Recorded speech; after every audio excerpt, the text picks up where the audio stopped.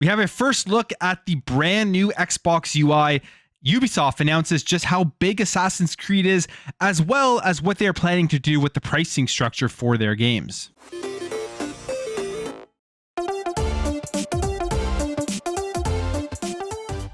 All right, guys, before we get into this, I have 4 months to hit my goal of 10,000 subscribers. I see a lot of you are new to this channel. If you are, please consider hitting that subscribe button if you enjoy this video. So on the weekend, there was Ubisoft Forward. And if you are an Assassin's Creed fan, you have a lot to look forward to in the upcoming years for the franchise. They announced a bunch of games with Assassin's Creed Mirage, which is going to be the next release of the game coming in 2023. And this is going to be going back to the roots of Assassin's Creed with a smaller 15 to 20 hour game without the big open world RPG style that we have gotten over the last 3 iterations. Now, one of the most interesting things about Assassin's Creed Mirage was they put up the store listing for the game, and there was a lot of confusion that came out of this, and it has now all officially been clarified. So in that store listing, they listed the game as having real gambling, and they listed it as adult only, meaning it is an 18+ game. Now, there are 2 things there: real gambling. Happy that this has been said to not be true. It's been official that it is not actually something that's going to be within Assassin's Creed Mirage, as well as it being an adult only 18+ game. But out of those 2 things, I think it would have been very interesting if this actually was an AO game. We haven't seen AO games in a very, very long time. I can't even remember the last one that we've gotten on console. I mean, there's a multitude of reasons for that. Developers don't want to make an adult only game because it would really restrict the amount of people that will have access to it. It will really restrict where they're going to be able to actually sell this game in retailers. Microsoft, PlayStation may also have issues with actually putting it up on their store. So it didn't make any sense when it came out as an AO game. But I think the Assassin's Creed era of where this game is taking place, and just the brutality of some of the ways that you go about taking out enemies, could potentially make this game into an adult only game if Ubisoft actually wanted to go that route, but they are obviously not. And they commented on this saying, following the announcement of Assassin's Creed Mirage during Ubisoft Forward, some store pages mistakenly displayed the game for pre-orders with an adult only ESRB rating. While Assassin's Creed Mirage is still pending grading, Ubisoft wants to reassure players that no real gambling or loot boxes are present in the game. So there you have it. You don't have to worry about it being adult only, but even better, you don't have to worry about there being any gambling or loot boxes within Assassin's Creed Mirage. And when it comes to Assassin's Creed, we got some more information on just how big of a franchise this is for Ubisoft, which really explains why they went so hard on Assassin's Creed at Ubisoft Forward, having pretty much its own little showcase on top of everything they showed off at Ubisoft Forward. And for me, I mean, I love Assassin's Creed. I really did enjoy the big open world RPGs. I also enjoyed the older Assassin's Creed games, so happy to see what they're doing with giving us the options of having both. But when we take a look at these numbers, they announced that the Assassin's Creed franchise has topped over 200 million sales worldwide, and you can see the comparison on where it stacks up compared to other massive franchises. It's just under Minecraft and above The Sims, and you can see it's in the same category as Resident Evil, Final Fantasy, The Sims, Minecraft, FIFA, Grand Theft Auto, Call of Duty, Pokemon, Tetris, and then you have Super Mario, like way above all of them. And this is in million units sold. So it's a huge franchise, and they're continuing to build it out. One thing I was really happy that they announced at the showcase was that Assassin's Creed Infinity is literally just going to be a hub where you can access all of these games, and it isn't going to be something that completely deviates from the styles of games that they are, which are those third-person action or third-person action RPG. It isn't going to be like an MMO or just like a metaverse style of thing, which people were theorizing all of that stuff before they officially confirmed that Assassin's Creed Infinity is just going to be that hub. But I'm looking forward to them showing gameplay of Assassin's Creed Mirage. I'm looking forward to them showing gameplay of Codename Red, which is the one that is in Japan. And they've actually been working on all of these games for a while now, so that could be coming sooner rather than later. As we have this tweet here that shows Assassin's Creed Mirage has been in development since at least June 2021, Project Hex since August 2021, and then Project Codename Red since December 2020, which really shows you how big those open world RPGs on that they got to start those way in advance before releasing them,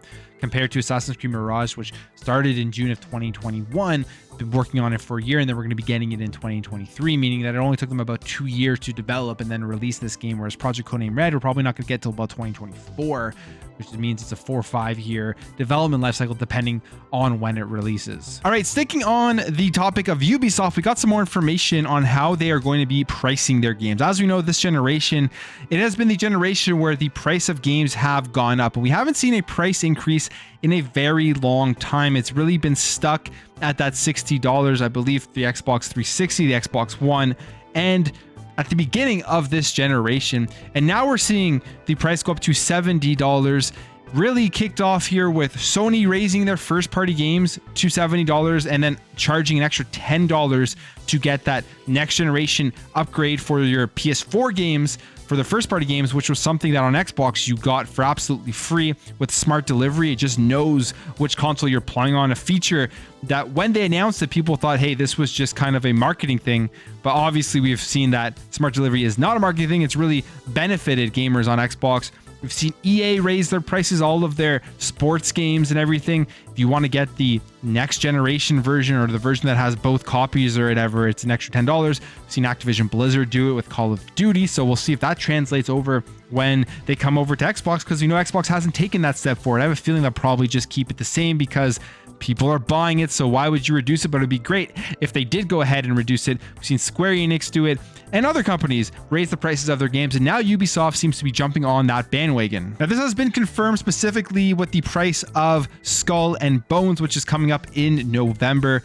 It is going to be a $70 release. If you get it on the PlayStation 5 or the Xbox Series X and S, you'll be paying that extra $10 premium, which for me, it's interesting that they're choosing to go with Skull and Bones as that game to sell it for that $10 more, because I feel like this is going to be a game where eventually people are going to be jumping in at a very, very low cost. One of those games that will eventually get into Game Pass, maybe even be free to play at some point, where there's going to be a long period where you can jump in and play maybe up until a certain level or something like that. I could be completely wrong on it, but it just seems like one of those games. So buying that at $70, I think maybe a hard sell for a lot of people, but this is the game they're going with that $70 price point.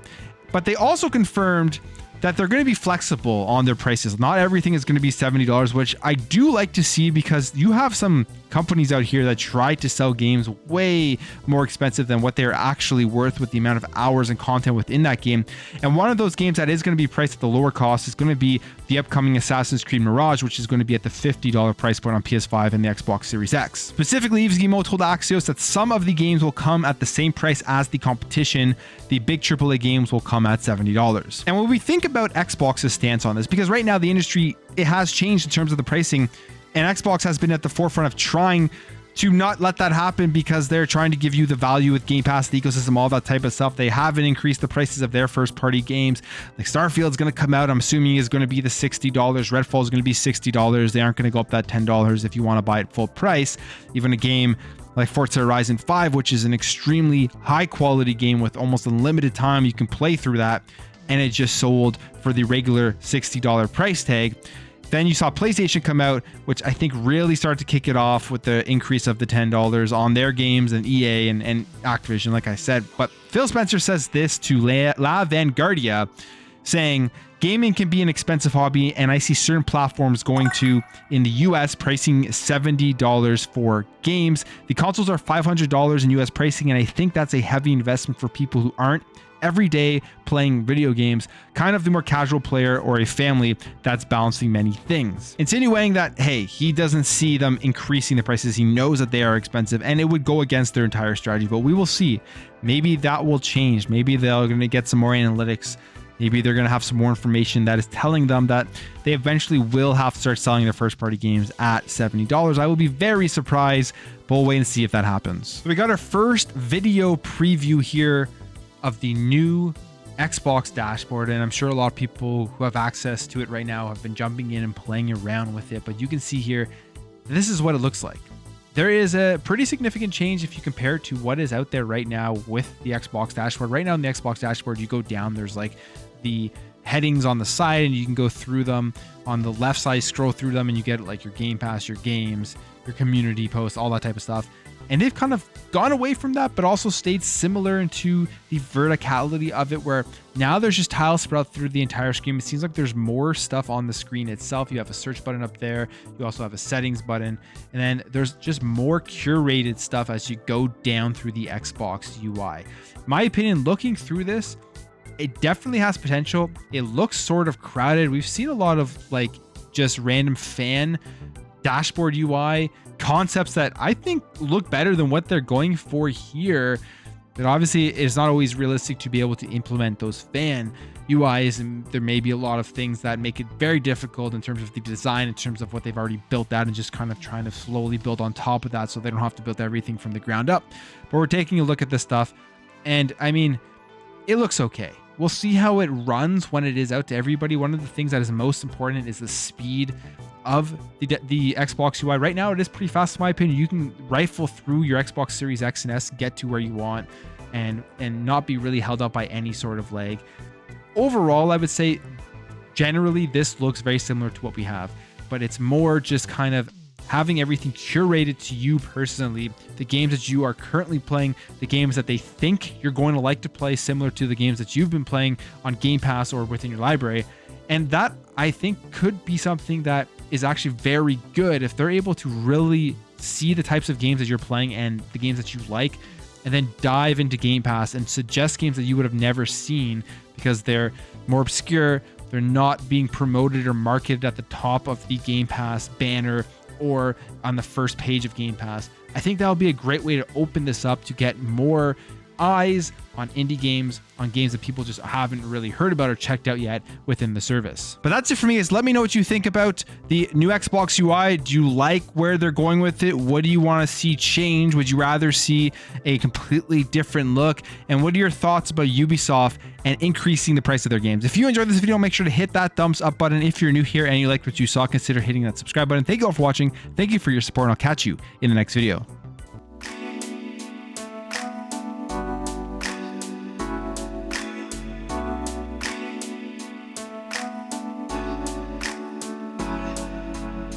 We'll be right back.